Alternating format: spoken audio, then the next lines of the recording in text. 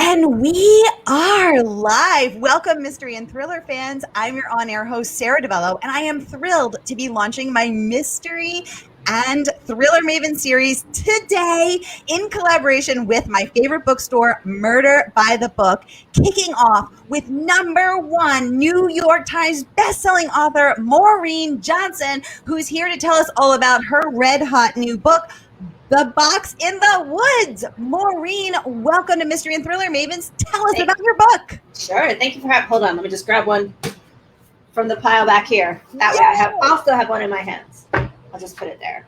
Yeah. Stay there, little book.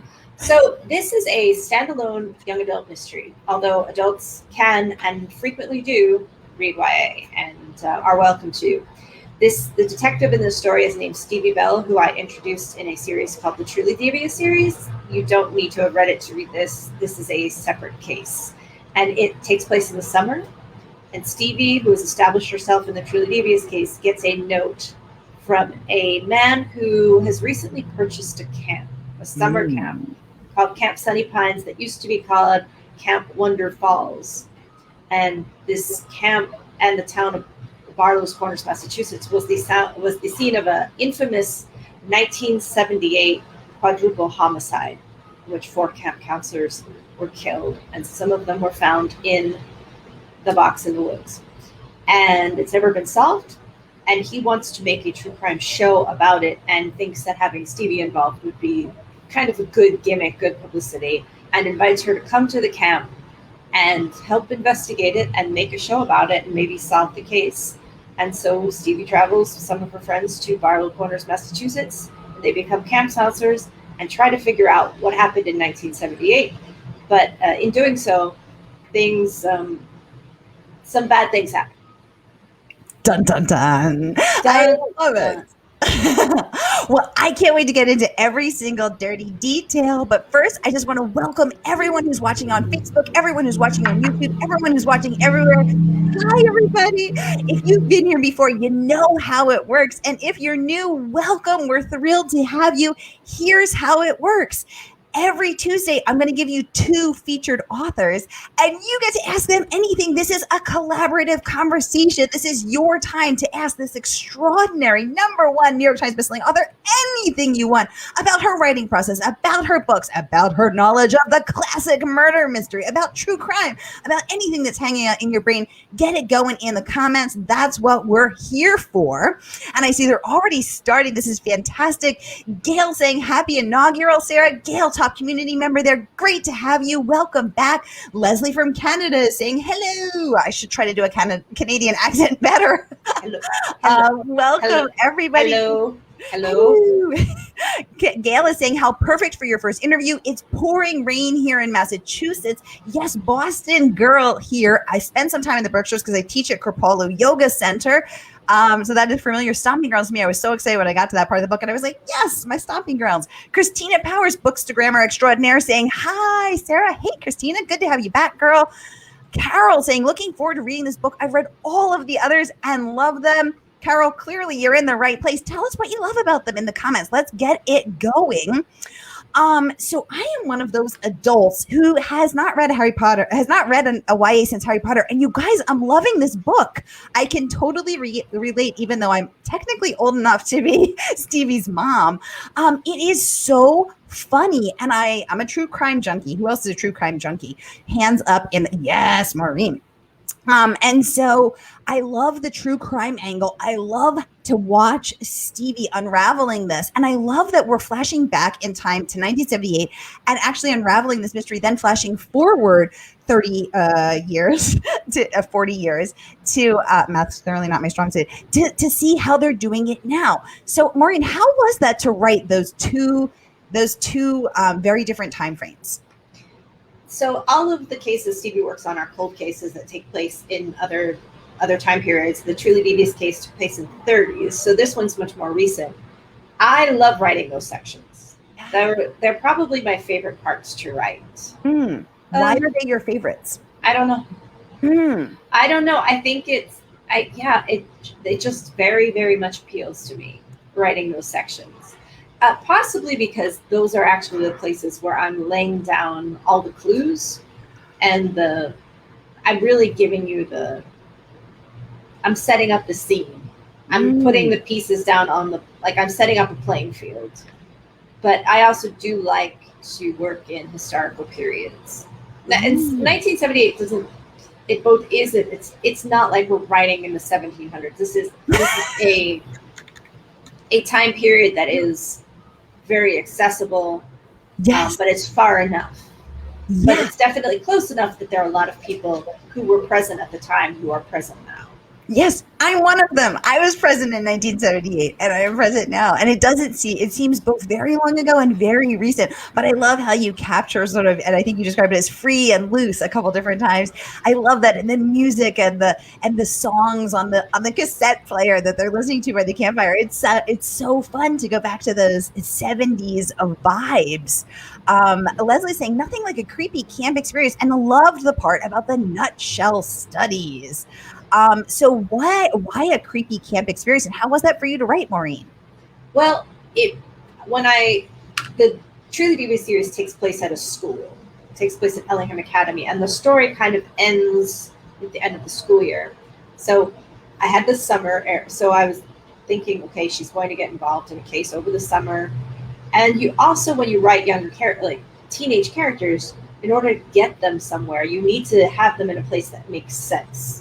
Which is why we have so many stories about schools, because it is the logical place to gather younger characters. In a boarding school means they can live there, but a camp makes sense. And camps are surrounded by usually things like woods, which are a great setting to do dark and dirty deeds in. Dark and dirty deeds, and then the 70s. The 70s has the unfortunate reputation for being a golden age of serial killing. It is an age in which bad things happen in the woods, or that's it has the urban legend feel of bad things happening out in the woods. So all of those things kind of came together as the most kind of logical and best setting for this particular story. I love that. Now, why do you think that there were so many serial killers? I mean, obviously, also very famously, the Golden State Killer, which real life true crime junkie Michelle McNamara solved. And you actually dedicate your book to the guy who brought that documentary to life. Why do you think there were so many? Was it because we didn't have DNA evidence as much? We didn't have cameras everywhere? I mean, why was it their heyday? Well, cameras and cell phones and everything hadn't been around until recently. But my guess would be that there is a certain amount of freedom, which is good, and people kind of going off on their own and living on their own and hitchhiking around and living on communes or camps. And so there were a lot of people willing to get on the back of a motorcycle or in a car. Yes. If people were in some way maybe inebriated, or if it's not like this is not blaming a victim or anything like this, is certain altered states of mind might enable certain things to happen. But it's I think a combination of freedom, of looseness, it's the dark side of freedom, or because a lot of good things came out of those periods. This is just something else that came out of it. Also, there's a bunch of who knows. I mean, it's some of the incredibly weird things that happen, because it's full of just genuinely gnarly, strange. Is it that we didn't know in some cases that it's not like serial killers are new. They're not, that maybe people were able to link crimes a little bit more clearly. Because you have to get a lot of communication between departments or investigators in terms of, or media, in order to say that, oh, there's actually like a pattern here. There's actually somebody that's doing all of these things. Yes. And I watched Unbelievable on Netflix, and the reason that guy went uncaught for so long is because the different police and were not communicating as much as they are now. And so we see that over and over. That it's such a good point. Christina's adding it also was a big era for cult. Oh yeah. Yeah. Oh yeah. Were big in the 70s. Yeah. Oh my gosh. Now, Maureen, in the book, there, and I'm only halfway through, so no spoilers, but there's the three sort of kids who are in a little more trouble, not the excelling students. And then there's one classic good girl, Sabrina. Which do you identify more with? Which were you in high school? Oh, I was for sure. I was pretty squeaky. So you were Sabrina. You're the good. I don't think honestly, I don't think I'm any of them. I might be Eric. I don't know. Like it's he's a little looser. He's a good kid. He's they're all except for one. They're well,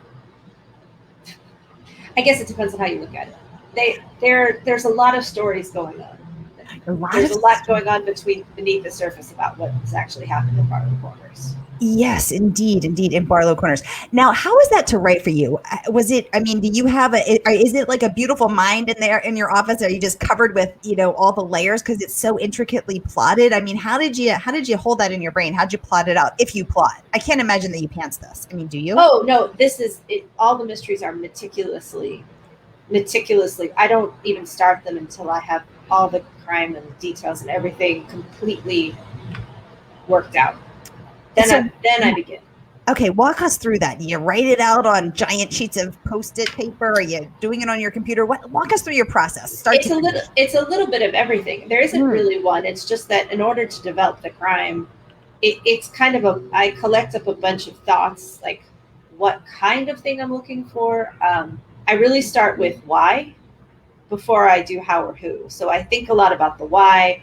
I think a lot about what kind of place or thing I'm trying to make. And then I just kind of let it, and there's a lot of Post-its. If I have an idea, I pin it, like I write it on a Post-it, I pin it to the board, and I kind of collect it, synthesize it, pull it back out again, and go, okay, rearrange some stuff, synthesize it, pull it back apart again, rearrange it. It's like I'm sort of engineer. It is very technical.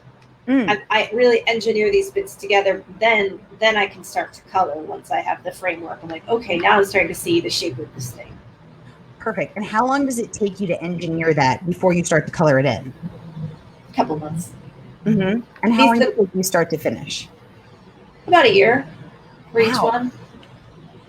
Generally they're coming out about once a year. So yeah. But it takes about a year. Truly Devious took a little bit longer in the planning stages because it was told over 3 books. And so it's a fairly giant amount of information that then I had to plot out and divide into sections. So it was a lot, but it's very, very carefully planned. Yeah. And you can tell that because there's so many meticulous details and they're woven together in such a clever and intricate way. Now, as you were writing this, were you listening to some groovy 70s tunes? I put it out to the audience what their favorite tunes are from the 70s. Anne is sharing Moody Blues, Nights in White Satin. Christina's saying Dream On by Aerosmith. Do you write to music? Do you write to silence? How do you get in the mood for the 70s groove? I usually don't have anything playing because I have a kind of one. If I'm concentrating, I have to concentrate, and I may listen to something before, but usually, even if I have it on in the beginning, I usually have to turn it off because I can't. I have a one-track mind. I have to kind of keep my head on what I'm doing. Very cool. And how do you get in the mind? And I'm just wondering because I myself don't have kids. How do you get in the mind of an 18-year-old? I think I like that it just says Maureen writes in silence. I wrote that.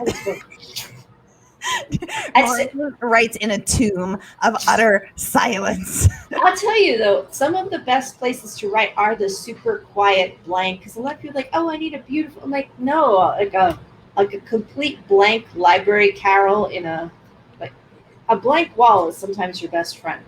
Yes. Jeffrey Deaver, when he came on the show, he plots it out for 6 months, 180 pages usually. Then he goes into his bedroom, which he has blacked out with blackout curtains and shades, and he actually writes in silence by tactile typing.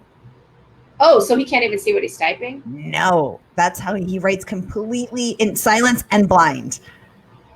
That's Crazy. that's a step further than me.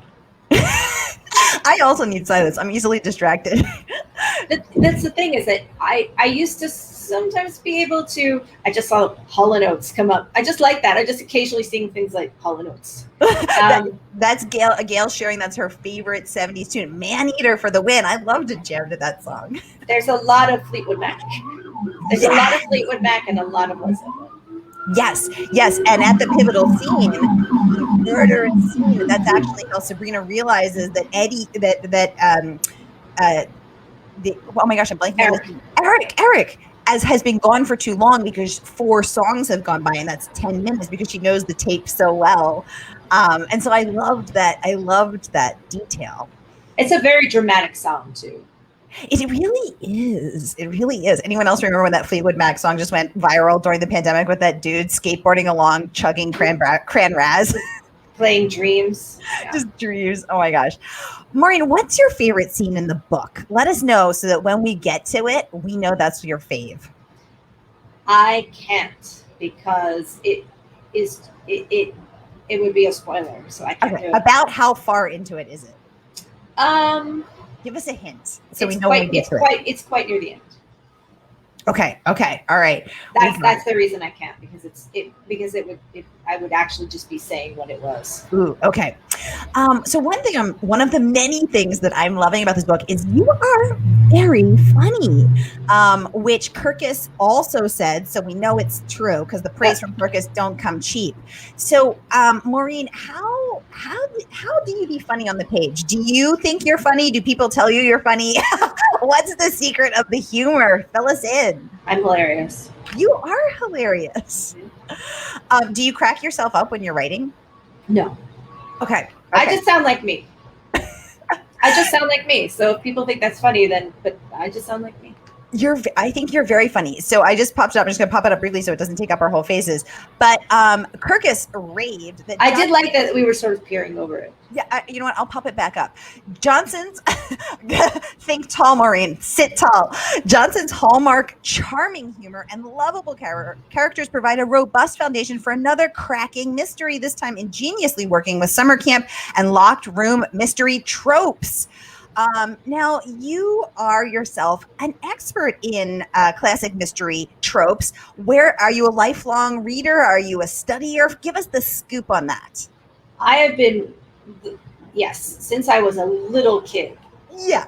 I've been reading all the mysteries I could get. I mean, truly, this was day in, day out, constantly, every single one in the library, everyone I could get my hands on. I was obsessed. From the age of about 4, that was when I first got my first little child's version of Sherlock Holmes. Oh, I love it. They were little versions of them, and I was absolutely transfixed, and it's never stopped. So that's just, it's like anything that's what you do. Like that's, like if you love a sport or if you played it, you just have always done it, and it's just in your head. You know all the moves. They've been in your head forever. It's kind of really that's weird. My video just went off, which is very strange because I'm on an Ethernet hardwired cable. I'm not even on Wi-Fi. Very strange over here. Okay, so Maureen, what was your favorite mystery book when you were a kid? Probably A Westing Game, which I talk about constantly because it is a perfect book. I still reread it probably once a year.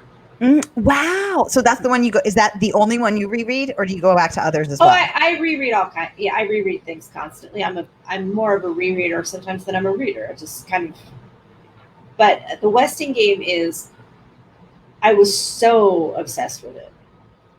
And it feels almost internal. Like when you love something so much, you're like, well, that's just wasn't always part of me. Like didn't always exist inside of me.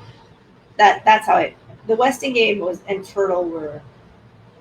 It's a perfect mystery, but there are so many. I don't know, but yeah, I'm going to probably say The Westing Game, which is usually what I say. Yes. Okay, cool. This is very interesting. Gail is saying the rain gods must be added again. That's why my Rain picture here went too. out twice on an Ethernet. I'm plugged into the wall, so I am not supposed to be going out. Clearly, Mercury is in retrograde and the rain gods are added again. I think you solved it, Gail. Um, Everybody, I want to let you know that you can grab a copy of Maureen's brand new book, The Box in the Woods, from our favorite bookstore, Murder by the Book, today. And guess what? You can also get her backlist. So you can get the Devious trilogy. You can get copies of all Maureen's books. So I'm going to put them right there in the comments. So you can grab anything you like. This brings up her whole backlist. I just put it in the comments. So, exactly. I feel like a magician. I like roll out the cards. Oh my gosh, Amy B. Share, my fellow author, best friend. Hey, Amy, she's saying she's ordering them all now. Amy, yes, thank you. But Murder by the Book is such a good bookstore. I mean, if you love murder mysteries, and I do, like, you just go and you're like, oh, they're all here. Amy is clarifying. She is literally ordering them now. Amy, this is why I love you. This is why one of the many, many, many reasons why I adore you. Thank you. This is amazing. And also to celebrate today, I'm buying one lucky winner the book of their choice and also the cool mystery themed mug of their choice. So let us know in the comments what is the next book that you can't wait to read. And on Friday, I'm going to pick one lucky winner. I'm going to buy you that book and a coffee mug so that you can keep yourself hydrated and caffeinated and awake to keep reading. So get it going in the comments. What book are you most excited about? Of course, authors helping authors, women helping women. This is what we do, y'all. This is what we do. All right. The praise for this book, you guys, is freaking amazing. So Cosmo has named it a best book of the year. People magazine named it a best book of the year. Booklist awarded it a starred review. I'm popping that in the comments too, because you want to read just how great this is. It's really cool to see all these accolades just pouring in. And what do you think, Maureen, is the key, the single most important key to writing a book that earns this kind of praise, that keeps those pages flying, that keeps me up till 3 a.m. begging for just one more chapter? How do you do it? I don't know. If I knew, I would. I don't know. I mean, wow! The question almost made me roll back in my chair. I just write. You just write. Okay. I mean, the thing is, you never know what reception anything you do is going to get. Yes. You put it out on faith. You write your book. You write your book. What do you think is the key to building good suspense? Let me put it that way. A number of things. What are the things? Where you cut action at the end of chapters, where you maybe I don't. Oh, I'm glad somebody just ordered the Westing game. It's so good. Yeah. Carol saying she just ordered the Westing game. I'd never heard of that, so I'm loving this recommendation. Yes, it was published in 1978. It's by Ellen Raskin, and it won the Newbery in 1978. Wow. And it's sort of a lodestar of children's lit, but it's a puzzle mystery that takes place in a building called Sunset Towers, where all of these people come and live, and then I don't know. Just get it. You know what, you guys? It is on sale for $7.99 today. I just put the link in the comments. Order it from Murder by the Book. We got to shop local, you guys. We got to support independent bookstores, because you know what? Tragically, one per week has gone out of business since this freaking pandemic started. And if we want to have bookshops to browse and aisles to browse and books to open and smell, does anyone else like to smell books? I do. And you want to have that experience, we got to shop local. We got to support indies. And this is one of the oldest and most respected bookstores in the country. So buy it from Murder by the Book. I just put the link in the comments. They'll know that book. They'll know that book at Murder by the Book. They'll know that book. All right, back to building suspense. What are the keys? Fill me in. A lot of planning. It's just a lot of like building that structure, and it's sort of like Jenga or something. It's a lot of. I guess I don't know. I just do the work. But you said where you cut action at the end of the chapter matters. Yeah, I mean, you have to. I think you kind of cut the tape a couple seconds, like you run the whole scene out, and you kind of cut it back a little bit just to leave it a little hot, like what is actually going on. I think you're just constantly trying to make people care about what is going on while they don't know what is going on. Well, I love that. And whatever you're doing, it's working, because I do, as a reader, care about what's going on. So it's clearly, and I'm not the only one, so clearly it's working. Carol again saying she just ordered the Westing game. Thank you so much for that. Debbie is saying she's listening from Arizona. That's the one good thing about this pandemic. We got people listening from everywhere, and I love that. We're a global community united in our love of mystery and thrillers. She's watching from Arizona. She supports Murder by the Book by mostly the indie store Poisoned by the Pen. Another great one, Poisoned by the Pen, also a good one. Christina saying asking any favorite reads or future releases that you're excited about, Maureen. Great question, Christina. Maureen, fill us in. There's so many. Whenever people ask, like, what's a great book? I'm like, I don't know, because it's like you're constantly. It's like how every time I meet a dog, it's like I've never met a dog before. I'm like, this is so exciting. There's a new YA mystery out called Ace of Spades, which is fantastic. My friend Holly has a new adult series that's about to come out, Holly Black. So if you haven't read any of Holly's books, you should 100% be doing that.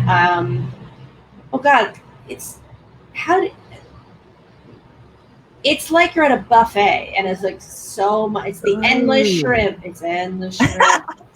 Endless shrimp. I am here for it. I'm also popping into the comments all of Holly Black's books. That's a new author to me, so I'm excited to check those out. Very cool. Thank you for that. I'm just making sure I didn't miss any comments. Anna is saying she just read the YA book, We Are Inevitable. It was delightful. Anna, that's so great to know. Thanks for sharing.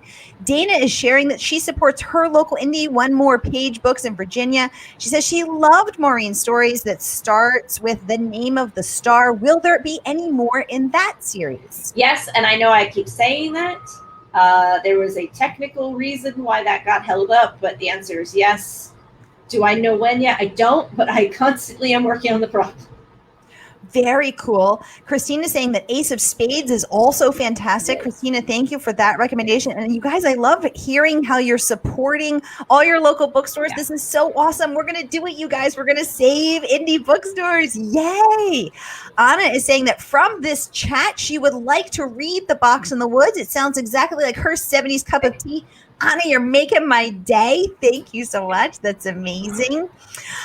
Okay, you guys, we have 2 minutes left, which means we're in the lightning round. Get your questions going for Maureen. We've got some time. She's got the answers. We've got it. Let's do it. Yes.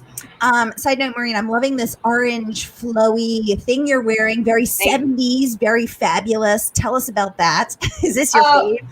No, but I mean, I'll own it. Like, it does feel like these are Stevie Nicks sleeves. She liked a kimono sleeve. Right? She likes a kimono sleeve, so. And orange is my favorite color. So it's working for me. I usually don't wear orange, but like this one it's just very, you can do this a lot. Yay. Okay. Carol would like to know, did you go to a private school? I'm betting, from your knowledge of Ellingham up there in Vermont, would you imagine it? Were you there? Tell us. Oh, that's a completely imagined school. I went to a Catholic school, which was private, but real different. I went to an all-girls Catholic school in Philadelphia. Ooh, which one? Nazareth Academy. So I'm also a Philly girl, which Maureen and I just figured out. And my mother and all of her sisters also went to Catholic all-girls schools. And of course, my father went to Catholic all-boys schools, all Philly. So I was like, maybe that would be the same one. That would have been so cool. Which one? Which one was your mother? She was at St. Luke's. Okay, I got you. Debbie saying orange is her favorite color too. Debbie, you're right. It's just these beautiful sunset colors. I love red, I love orange, I love purple, I love vibrant, beautiful sunset colors. So that's a great question. And I loved how Ellingham was like, we'll let you in if you have a passion project, we want to develop you. I was like, ooh, that place sounds cool. I would like to go to someplace like that. It's real dreamy.